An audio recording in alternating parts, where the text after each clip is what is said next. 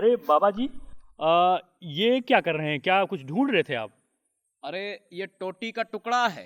रात को मैं ऊपर से देख रहा हूँ कोई चोरी करने घुस आया था, और जब मैंने उसको दौड़ाया तो भागते समय देखिए ये टोटी का टुकड़ा गिर गया है। ये तो टोटी चोर था क्या वो? नहीं देखिए ये शब्द थोड़ा खतरनाक सा लगता है। ओह, मैं तो भूल ही गया था ये बात। नहीं नहीं, तो ऐसे इल्जाम किसी पर लगाना ठीक नहीं है। तो इसके लिए मुझे लगता है कि सीबीआई जांच करवा लेते आप। मुझे लगता है ये छोटे मोटे चीजों के लिए सीबीआई का इस्तेमाल करना ये ठीक नहीं तो हो। कैसे पता चलेगा फिर? क्यों ना ये हमारे सब्सक्राइबर और जो फॉलोअर हैं वो कमेंट सेक्शन में बतला देंगे। और ये तुम सुबह सुबह ये क्या करने यहाँ पर आ गए हो? मुझे ना आपका 5 मिनट चाहिए था। मुझे एक छोटा सा इंटरव्यू चाहिए। चलते फिरते ऐसे ही सवाल पूछना है मुझे। ये कल रात में तुम ही तो नहीं आए थे। अब मुझे आप समझ रहे हैं मैं टोटी चोर हूँ क्या? काम करो, ये जल्दी से सवाल पूछो क्योंकि मुझे एक बैठक में निकलना है। ठीक है फिर। कैमरामैन, फोकस करिए। सबसे पहला सवाल जो बाबा जी मैं आपसे पूछना चाहूँगा कि यूपी पुलिस की जो परीक्षा फिर से हो रही है, तो इसके लिए क्या प्रबंध किया गया है? क्योंकि इसके पहले जो परीक्षा हुई थी वो पेपर लीक हो गया था। उस पर कुछ बताइए पहले। देखिए, ऐसे कृत्य करने वालों की खैर नहीं है।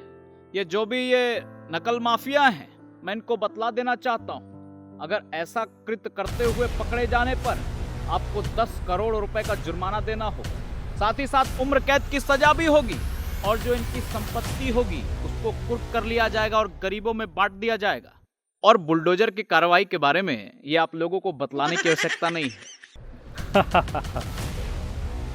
क्योंकि देखिए, जो युवाओं के भविष्य के साथ खिलवाड़ करेगा उसकी पूरी जिंदगी के साथ खिलवाड़ कर दिया जाएगा। मेरे पास एक और सवाल था ऐसे ही कि क्या आपकी नज़र में कोई युवा है जिनको नौकरी की ज़्यादा, खासकर पुलिस भर्ती की, या उसमें उसकी आवश्यकता हो? आपको पता है क्या?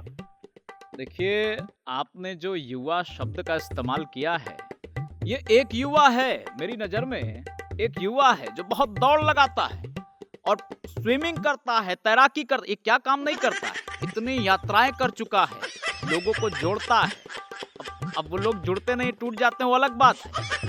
लेकिन वो युवा, मुझे ऐसा लगता है, देखिए मेरे उम्र से 19-20 का फर्क है, लेकिन वो युवा है। लेकिन मुझे एक बात नहीं समझ में आई, वो युवा कौन है? मैं थोड़ा सा समझ नहीं पाया। देखिए, इसमें बहुत दिमाग लगाने की जरूरत नहीं है। वही जो 99 सीट पाने के बाद ऐसे ऐसे करके फोटो खिंचाता है, ये वही युवा है। अब मैं समझ गया। बहुत सारे लोग इसको समझ गए होंगे। अगला सवाल काफ़ी सीरियस है। कोलकाता में जो घटना घटित हुआ है डॉक्टर के साथ, उस पे जो विपक्ष वाले हैं वो उस पे बिल्कुल भी वो बोलती बंद है, वो बोल नहीं रहे हैं। ऐसा क्यों? देखिए, इस घटना की मैं कड़ी निंदा करता हूँ। वहाँ की मुखिया खुद एक महिला हैं। वहाँ पर माँ देवी की पूजा होती है, और वहाँ पर इस तरीके के जब घटना हो जाते हैं तो वहाँ पर चुप्पी साध लेना ये बहुत बुरी बात है। देखिए, मैं आपको बतलाना चाहता हूँ, बाकी तमाम इधर उधर के मुद्दों पे ये हो हल्ला करते रहते हैं, और यहाँ पर इनको ये सांप सूंघ गया है। अभी हाल ही में देख रहा था कि रिपोर्टर राहुल गांधी जी से कुछ सवाल कर रहे थे इस केस को लेकर के, तो उन्होंने कहा मुद्दे से मुझे मत भटकाइए। तो क्या जो ये घटना है कोलकाता का, उससे ज़्यादा बड़ा मुद्दा था उनका? देखिए, इससे बड़ा तो मुद्दा कोई हो ही नहीं सकता है। अब मैं आपको ये बतलाना चाहता हूँ कैसे ये ऐसे ऐसे घटनाओं को भी ये राजनीति से लपेट देते हैं, जो कि बहुत दयनीय स्थिति है। देखिए बाबा जी, ये प्रियंका गांधी ने कहा था कि लड़की हूं, मैं लड़ सकती हूं, लेकिन कोलकाता केस में बिल्कुल भी कुछ नहीं बोल रही हैं। तो ये उस पर कुछ बोलिए। नहीं, ये हाथरस नहीं है ना। ये लोग ऐसी जगहों पर जाना पसंद करेंगे जहाँ पे विपक्ष की सरकार। अरे मैं कहता हूँ कि ये जो भी बहन बेटियां हैं, इसमें आप सरकार मत देखिए, राजनीति मत घुसाइए।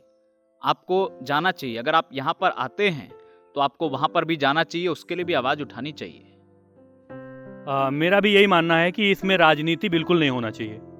एक सवाल और मेरे मन में है कि अयोध्या में जब उप लोकसभा चुनाव हो रहा था तो आप हार गए थे, मतलब बीजेपी हार गई थी, और इस बार फिर से उपचुनाव होने जा रहा है, तो उस पर क्या करेंगे आप? आपने कहा कि ये बीजेपी अयोध्या में हार गई थी, तो अरे आपसे तो ये उम्मीद नहीं कर सकते, क्योंकि देखिए आम जनमानस को तो नहीं पता है, वो कंफ्यूज हो गए, क्योंकि विपक्ष ने उनके दिमाग में ऐसा ही भर दिया है कि अयोध्या से भाजपा जो है वो हार चुकी है। हम अयोध्या की सीट नहीं हारे थे। और रही बात ये आने वाले उपचुनाव की, मैं आपको ये बतला देना चाहता हूँ कि हम बम्पर तरीके से फिर जीत दर्ज करेंगे। उम्मीद करते हैं जो आप कह रहे हैं उस पर अच्छा उतरें।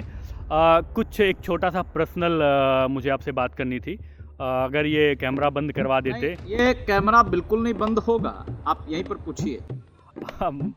बाबा जी मुझे कुछ कैसे बोलूँ आपसे, मतलब कुछ मदद करेंगे मेरी आप? बिल्कुल करेंगे। बाबा जी मुझे ना 8500 रुपए की ज़रूरत थी। ये रुपए जो आप बता रहे हैं 8500, ये सुना सुना सा लगता है।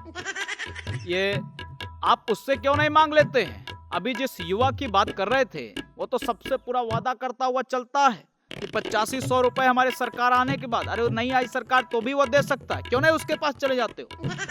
जब भी बोलते हैं फ़ोन मिलाते हैं तो खटाखट बोलता है। हाँ तो वो बोलेगा ही, क्योंकि अब वो खटाखट बोल के वो समाप्त होने को है, सफाचट होने को है। अच्छा बाबा जी, उन्होंने जो वादे किए थे 8500 के उन्होंने दिया नहीं एक्चुअली, और मैं उस चक्कर में उधार ले लिया 8500 का, तो क्या करूँ अब? अब ये ऐसा है कि अब कुछ नहीं हो सकता है। और रही बात, तुम अब हमको 5 मिनट बोल के ये ज़्यादा परेशान करने लगे हो। वैसे भी मुझे अभी ये छानबीन कराना, ये टोटी चोर मिलेगा कहाँ, इसका पता लगाना है। ठीक है फिर बाबा जी, चलते हैं फिर। हाँ चलिए, जय श्री राम। जय श्री राम।